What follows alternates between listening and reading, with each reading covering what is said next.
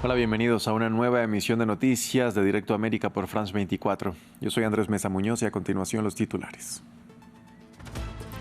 Hoy se cumplen 80 años de la liberación del campo de exterminio nazi Auschwitz-Birkenau.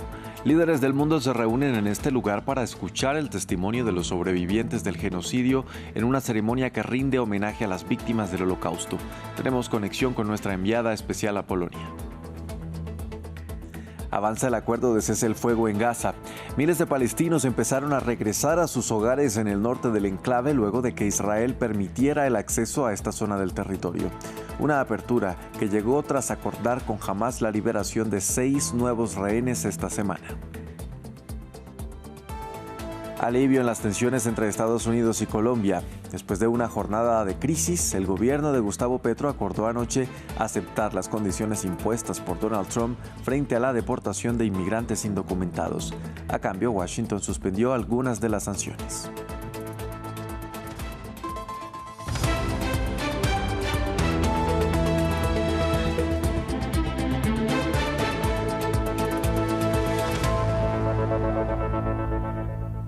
Vamos a empezar en Polonia. Hoy se cumplen 80 años de la liberación del campo de exterminio nazi de Auschwitz-Birkenau. Y para rendir homenaje a las víctimas del Holocausto, líderes mundiales se reúnen en Polonia, en lo que era el principal campo de la Alemania nazi, donde cerca de 1.2 millones de personas fueron asesinadas. Las conmemoraciones prevén dejar el protagonismo a los sobrevivientes del Holocausto. Vamos a conectar con nuestra enviada especial, Erika Olavarría. Erika, muy buenas tardes ya para usted.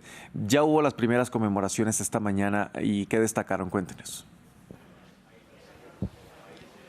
Sí, efectivamente, Andrés, recordemos que la ceremonia principal tiene lugar aquí en Auschwitz-Birkenau, el segundo campo de estos 3 que estaban bajo el nombre de Auschwitz. Este era el campo de exterminio, pero antes había otro campo, Auschwitz I, que fue el primero, mucho más pequeño que este. Pues ahí tuvo lugar esta mañana una ceremonia encabezada por el presidente de Polonia, Andrzej Duda, frente al pabellón número 11, en el que es conocido como el Muro de la Muerte, donde fueron ejecutados muchos polacos. Sobre todo ellos eran opositores políticos resistentes a la ocupación nazi. Por eso el presidente Duda estuvo allí dirigiendo esta ceremonia. Él dijo que los polacos son los guardianes de la memoria del mundo, y lo dice porque lamentablemente gran parte de los campos de concentración y exterminio nazis están ubicados en territorio de la Polonia ocupada en esa época, en 1939. Es una ceremonia donde también había muchos de los supervivientes que van a estar esta tarde aquí. Recordemos, no son muchos, son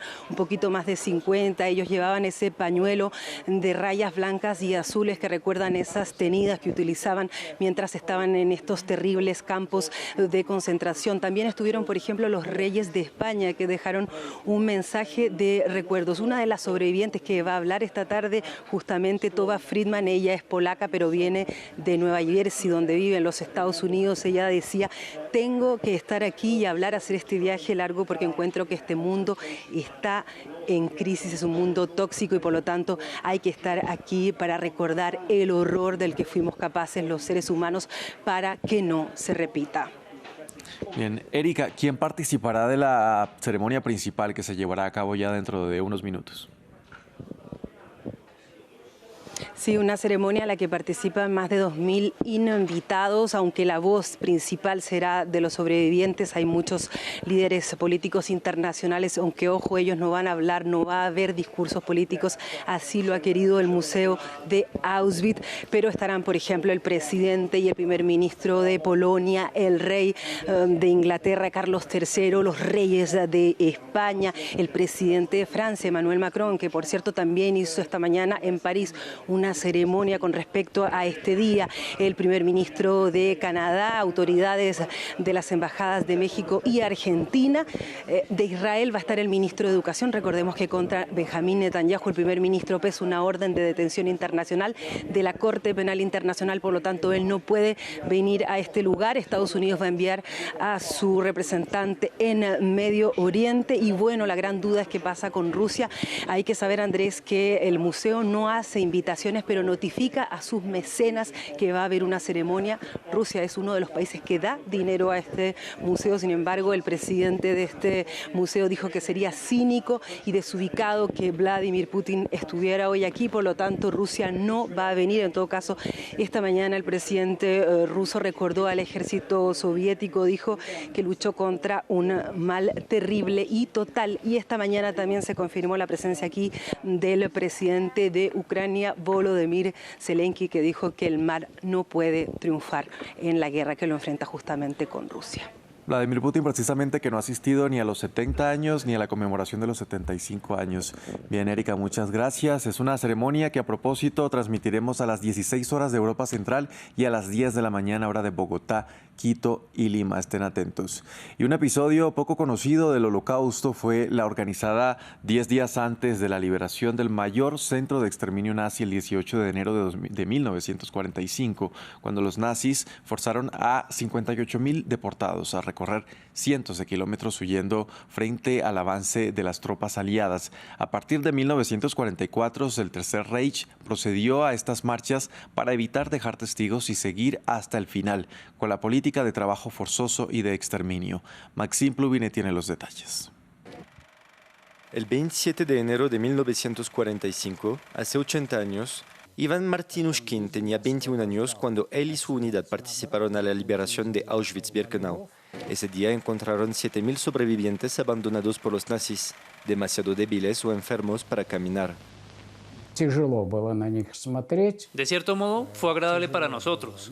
Entendimos que habíamos hecho algo bueno, que habíamos liberado y salvado a esas personas de semejante infierno, aunque en aquel momento aún no teníamos ni idea de qué tipo de campo era. 10 días antes, los nazis habían evacuado a más de 58.000 prisioneros de Auschwitz. Los obligaron a caminar largas distancias bajo el frío extremo. Unas de las decenas de las llamadas marchas de la muerte. Deprisa, deprisa, deprisa. Todos los que podían andar, los que podían levantarse, tenían que ir a la marcha de la muerte. Yo no hubiera podido haberlo hecho. Pensaron que ya estaba muerta porque realmente yacía con los muertos. Después todo quedó en silencio. No había nadie allí para darnos nada, ni comida ni bebida. Tenía mucha fiebre. Un soldado ruso se inclinó sobre mí y me sonrió. Me sentí libre. Algo sucedió. Un segundo nacimiento.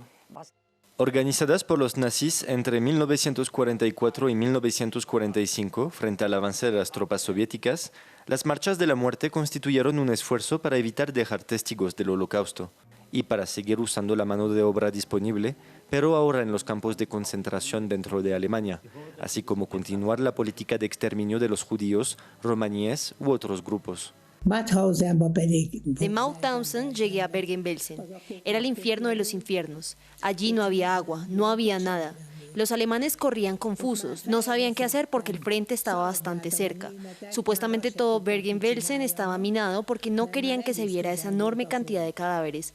Allí moría una persona cada segundo. Durante estas marchas, miles murieron de frío, hambre o fueron víctimas de ejecuciones sumarias por parte de la SS. Pasamos ahora a la Franja de Gaza. Miles de palestinos se movilizan hacia el norte del enclave luego del anuncio de Israel de desbloquear el corredor de Netzarim. Una apertura que viene después de que Hamás y el gobierno de Israel acordaran la liberación de 3 rehenes el próximo jueves, entre los que se encuentran Arbel Yehud, quien debía ser puesta en libertad el pasado sábado. Nuestra corresponsal en Jerusalén, Yanira Gómez Muñoz, nos amplía los detalles. De crisis en crisis es la dinámica que sigue esta frágil tregua entre Israel y Hamás, y la última se resolvió anoche con ayuda de Qatar y Estados Unidos. Si desde esta mañana cientos de miles de palestinos están ingresando al norte de Gaza como estipula el acuerdo, es porque Hamás y la Yihad Islámica se han comprometido a liberar este jueves a 3 rehenes adicionales que se sumarán a los 3 que serán liberados el próximo sábado. Con este doble intercambio destapan el bloqueo de Israel sobre el corredor de Netzarim, que parte el sur y el norte de la franja. Israel defendía que los grupos palestinos habían violado el pacto al devolver hace 2 días a 4 mujeres soldado en vez de priorizar a Arbel Yehud, una rehén civil. Finalmente, Arbel será liberada junto a la soldado Agam Berger y una tercera secuestrada aún sin identificar, y también Hamás ha cumplido con Israel al notificarle el estado de los 26 cautivos que quedan por liberar en la fase 1. Según los medios hebreos, la lista no detalla la condición de cada uno, sino la situación general. Estos reportes indican que 18 seguirían con vida y 8 estarían muertos, lo que coincide con las evaluaciones de la inteligencia israelí y añade nerviosismo a las familias. Mientras en Gaza, los palestinos que llevan meses desplazados están volviendo al norte a pie por el camino costero de Rashid y en coche por la vía paralela de Salaheddin. Son conscientes que vuelven a un norte arrasado totalmente por Israel, pero que vuelven a su hogar, donde, según el gobierno de Hamás, se requieren 135.000 tiendas de campaña y bienes básicos. Por último, cruzar Netzarim y regresar a un lugar que estaba bajo asedio de israelí también se ha sentido hoy entre los civiles como un momento de euforia y un mensaje a Donald Trump y su intención de expulsarlos.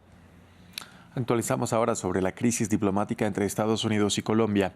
La Casa Blanca dijo anoche que el gobierno de Gustavo Petro había aceptado las condiciones del presidente Donald Trump sobre la repatriación de migrantes irregulares y, como resultado, suspendió las sanciones anunciadas anteriormente contra Bogotá, pero no las retiró definitivamente hasta que el primer grupo de deportados colombianos aterrice en el país suramericano. El gobierno de Colombia cedió finalmente ante la presión estadounidense. Inicialmente, Bogotá se había negado a permitir que 2 aviones militares de Estados Unidos aterrizaran en su suelo el domingo. Cada uno llevaba 80 migrantes colombianos a bordo. La reacción inmediata de Washington, una restricción del número de visados expedidos en su embajada en la capital colombiana y aranceles del 25% sobre todas las mercancías importadas en Estados Unidos. Bogotá tomó represalias con aranceles similares, pero pocas horas después anunció un acuerdo con su principal socio comercial. Superado el impasse con el gobierno de los Estados Unidos. En este contexto, el canciller Luis Gilberto Murillo y el embajador Daniel García Peña viajarán a la ciudad de Washington en los próximos días para sostener reuniones de alto nivel que den seguimiento a los acuerdos.